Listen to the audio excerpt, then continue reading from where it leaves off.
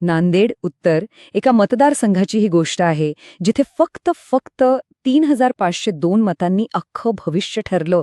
हा आकडा नक्की काय सांगतो आणि यातून एक मतदारसंघ म्हणून, एक समाज म्हणून आपण काय शिकू शकतो? चला, या अटीतटीच्या लढाईचा जरा बारकाईने विश्लेषण करूया. 3,502 हा फक्त एक आकडा नाहीये, ही एका अत्यंत चुरशीच्या निवडणुकीची कहाणी आहे. हा आकडा आपल्याला पुन्हा एकदा आठवण करून देतो की लोकशाहीमध्ये प्रत्येक मत किती महत्वाचं असतं, किती मौल्यवान असतं. महाराष्ट्राच्या नकाशावर नांदेड उत्तर हे फक्त एक भौगोलिक ठिकाण नाहीये. हा एक असा मतदारसंघ आहे जो आज एका तिठ्यावर उभा आहे. विकासाच्या, बदलाच्या मोठ्या अपेक्षा घेऊन एका महत्वाच्या वळणावर, जिथून पुढची दिशा ठरणार आहे.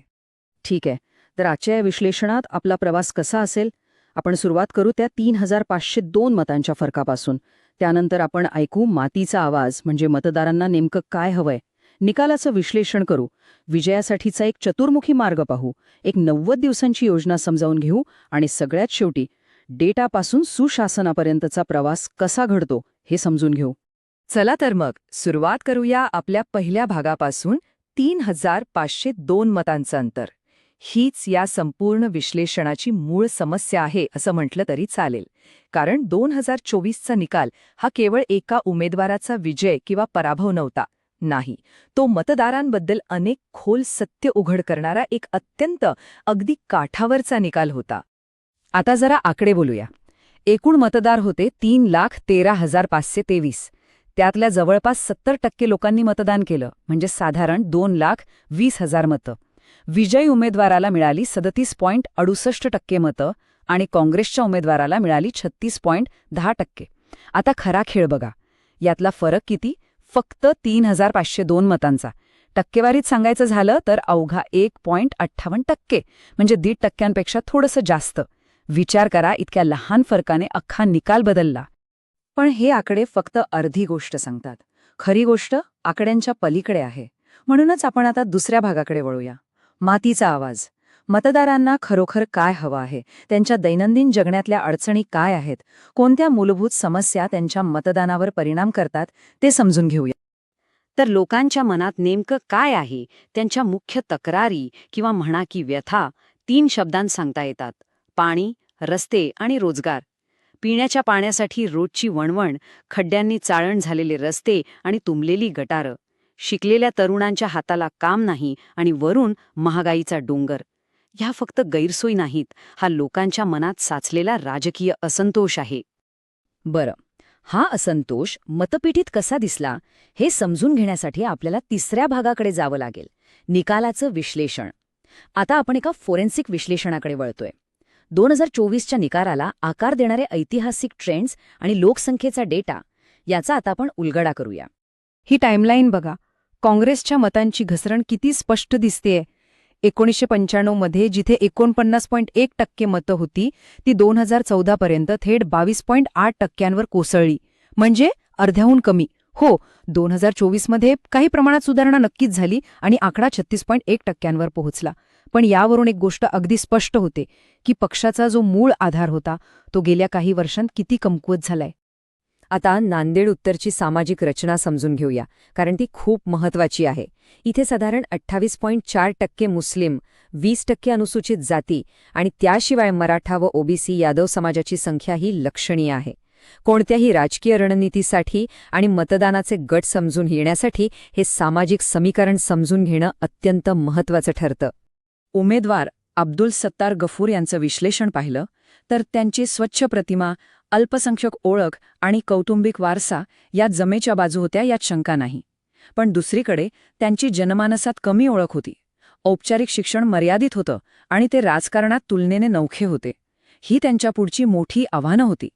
राजकारणात उमेदवाराचं विश्लेषण करताना प्रत्येक व्यक्तीच्या प्रतिष्ठेचा आदर करणं हे आपल्या संविधानाचं मूळ तत्त्व आहे. माहितीच्या आधारे सार्वजनिक चर्चा करणं महत्त्वाचं आहे, पण ती जबाबदारीने व्हायला हवी. हाच लोकशाहीचा खरा आत्मा आहे. तर मग मूळ प्रश्न, विजयाचं अंतर इतकं कमी का होतं? याचं निदान असं आहे की इथे अनेक गोष्टी एकत्र आल्या. आघाड्या विखुरलेल्या होत्या, पक्षाचे निष्ठावान कार्यकर्ते नाराज होते आणि काही मतदार अस्थिर होते, ज्यांनी ऐनवेळी निर्णय बदलला. या सगळ्यामुळे एक अशी परिस्थिती निर्माण झाली की निकाल अगदीच निसटता लागला. पक्षाला आपल्या मूळ मतदारांना पूर्णपणे एकत्र ठेवण्यात यश आलं नाही. बरं, निदान झालंच. आता उपचारांची वेळ. आणि त्यासाठीच आपण पाहणार आहोत चौथा भाग, चतुर्मुखी मार्ग. ह्याला चातुर्मुख सिद्धांत असंही म्हणता येईल. हा एक असा धोरणात्मक आराखडा आहे जो या सर्व उणीवा दूर करण्यासाठी तयार केला आहे. मतदारसंघाला पुन्हा जिंकण्यासाठी हा एक सर्वसमावेशक आणि पूर्णपणे डेटावर आधारित दृष्टिकोन आहे. ह्याचा पहिला आधारस्तंभ आहे निवडणूक रणनीती. म्हणजे काय? तर डेटाच्या आधारे प्रत्येक समाज घटकापर्यंत पोचणं, त्यांच्याशी त्यांच्या भाषेत बोलणं, पाण्यासारख्या नांदेड केंद्रित समस्यांना प्राधान्य देणं आणि ज्या बूथवर पक्षाला हमखास मतं मिळतात तिथे पूर्ण ताकदीनं मतदान होईल याची खात्री करणं. दुसरा आधारस्तंभ आहे संघटनात्मक पुनर्बांधणी, म्हणजे जमिनीवरची तयारी.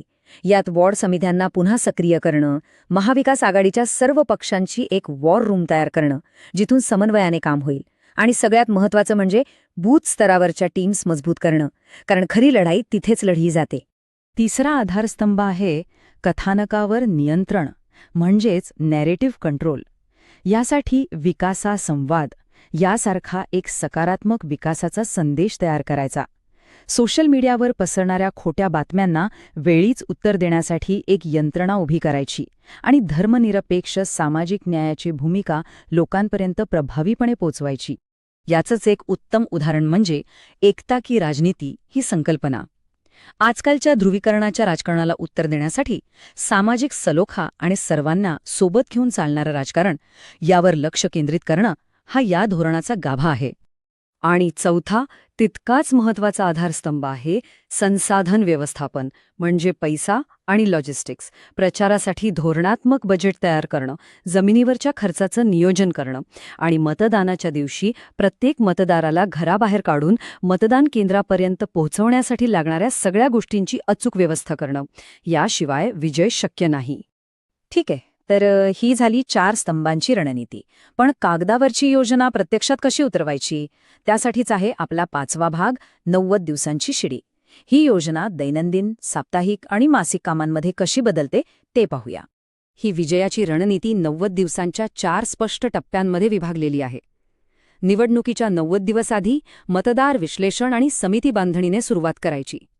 60 दिवस बाकी असताना जाहीर सभा आणि तरुणांशी संवादावर जोर द्यायचा. 30 दिवस उरल्यावर मीडियाचा वापर वाढवायचा आणि अस्थिर मतदारांचा मागोवा घ्यायचा.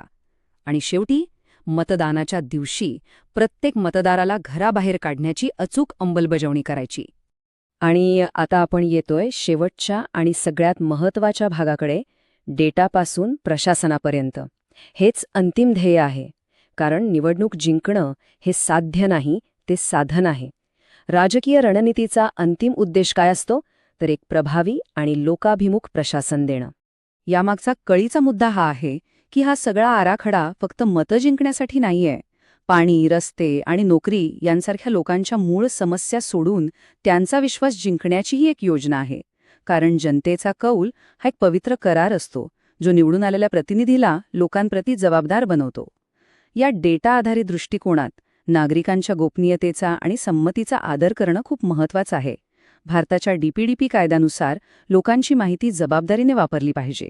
सुशासन आणि नागरिकांचे हक्क यात योग्य संतुलन साधणं गरजेचं आहे. आणि इथेच आपल्यासमोर एक मोठा प्रश्न उभा राहतो.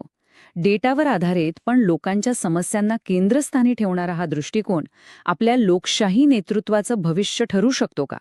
याचं उत्तर आपल्याला मिळूनच शोधावं लागेल. If you want to become a people-centric leader and uplift your constituency, get in touch with blueprintstrategies.ai at mgr@blueprintstrategies.ai or call 080-4204-1602. Purpose Beyond Politics.